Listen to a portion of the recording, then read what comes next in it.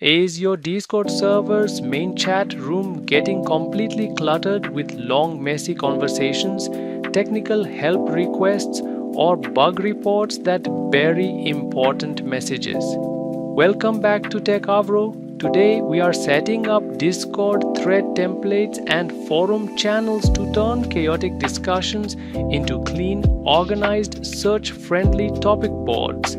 Let's tidy up your community. To set this up, open your Discord desktop app, head to your server workspace and click the plus icon next to any channel category to create a new channel.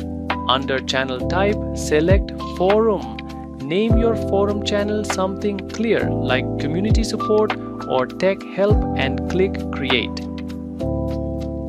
Next, let's configure the discussion rules. Right-click your new forum channel and select Edit Channel. Here, look for the option labeled Post Guidelines and type out a short guide explaining how members should format their questions. Right below that, click on Add Tag to create topic tags like Bug, Question, or Solved. Assign custom colors to each tag. Now, whenever a member wants to start a discussion, they are prompted to pick a tag and follow your thread template. This keeps every topic neatly categorized inside its own subthread without spamming your main text channels.